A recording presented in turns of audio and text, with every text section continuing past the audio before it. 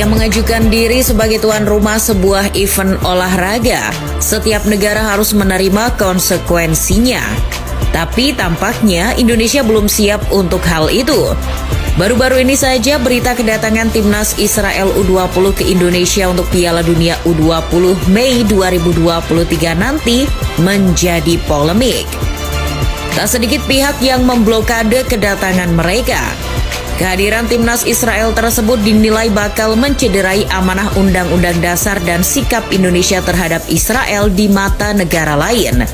Namun, pemerintah beserta Federasi Sepak Bola Indonesia belum mengambil keputusan terkait pro dan kontra yang terjadi pada timnas Israel.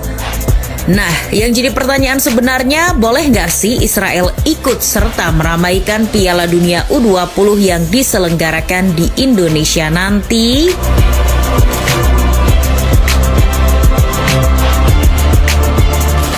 Sebetulnya Piala Dunia U20 akan diselenggarakan pada tahun 2021 kemarin. Akan tetapi dengan situasi pandemi di seluruh dunia, terutama di Indonesia yang belum membaik, FIFA memutuskan untuk menunda ajang tersebut. Indonesia tetap menjadi tuan rumah Piala Dunia U20 setelah sempat muncul kekhawatiran resiko pembatalan buntut tragedi Kanjuruhan Oktober lalu. Nah, setelah serangkaian drama yang sudah Indonesia lewati untuk tetap menjadi tuan rumah ajang 2 tahunan tersebut, kini muncul masalah baru soal keikutsertaan timnas Israel. Baru-baru ini ramai di media sosial perihal skuad Israel U20 telah diberikan hak untuk mengikuti gelaran Piala Dunia U20 2023 di Indonesia. Keputusan itu menuai pro dan kontra. Di saat yang sama, pihak yang kontra beralasan tim nasional Israel tidak berhak mengikuti perhelatan akbar itu, terutama karena Piala Dunia diadakan di Indonesia. Apalagi hingga saat ini pemerintah RI menjaga jarak dengan Israel.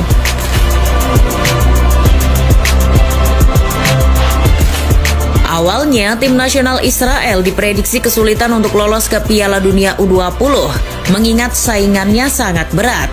Seperti yang kita ketahui, meski terletak di Asia, timnas Israel tidak tergabung di Asian Football Confederation. Federasi sepak bola Israel kini bergabung di Union of European Football Association. Secara politis, Israel tidak diterima dan diboikot oleh negara-negara anggota AFC. Akibat dari berbagai penolakan tersebut, akhirnya Israel berpindah keanggotaan dari AFC ke UEFA. Jadi, wajar saja apabila banyak yang mengira Israel nggak bakal lolos ke Piala Dunia karena akan bersaing dengan tim-tim Eropa.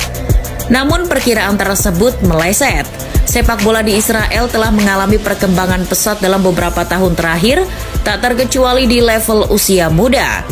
Timnas Israel U20 sebelumnya tak pernah tampil di Piala Dunia U20 sejak ajang tersebut pertama kali digelar pada 1977.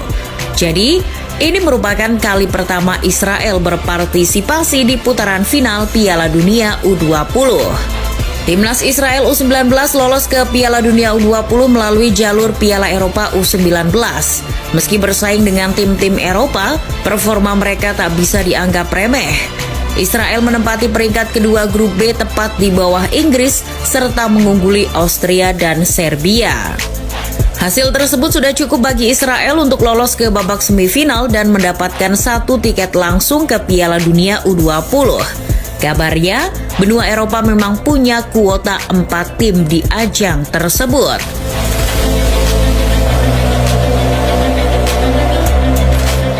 Lolosnya timnas Israel U20 seketika membombardir headlines pemberitaan Indonesia. Keberhasilan Israel ini mengundang pertanyaan, apakah mereka benar-benar bisa berlaga di Indonesia? Pasalnya, Indonesia dikabarkan tak memiliki hubungan diplomatik dengan Israel akibat konflik Israel dengan Palestina.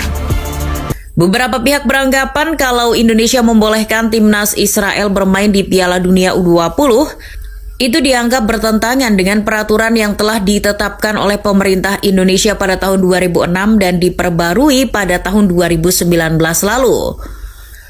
Kementerian Luar Negeri sendiri menegaskan Indonesia tak memiliki hubungan diplomatis dengan negara Israel melalui peraturan Kementerian Luar Negeri nomor 3 tahun 2019 di bab X tentang hal khusus.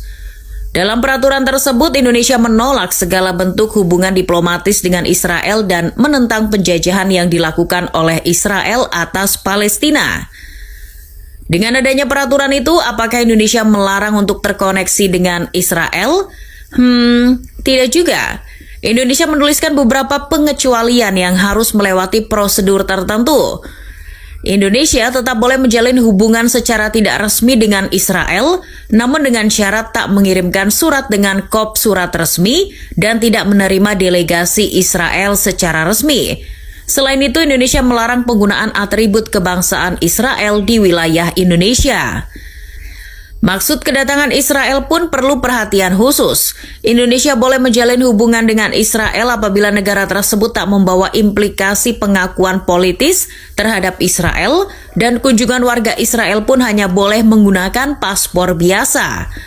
Pemberian visa pun memerlukan proses yang panjang hingga melibatkan Kementerian Hukum dan HAM dan Kedutaan Besar Indonesia di Singapura atau Bangkok.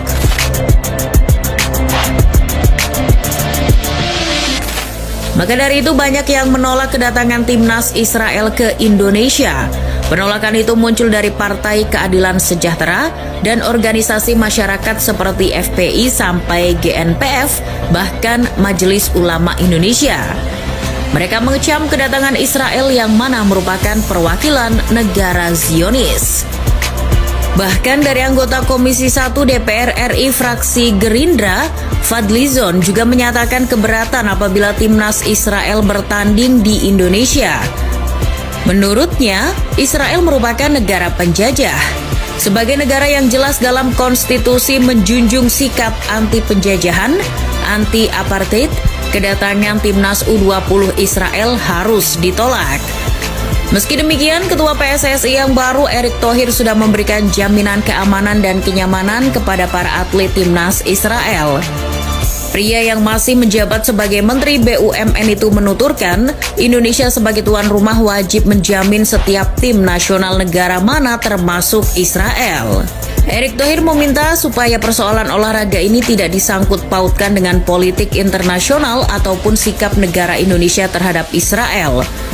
Terlebih, Indonesia sebagai tuan rumah sudah sepakat dengan FIFA untuk menerima siapapun peserta Piala Dunia U20 2023. Jika tidak, wajah Indonesia bakal tercoreng di mata dunia.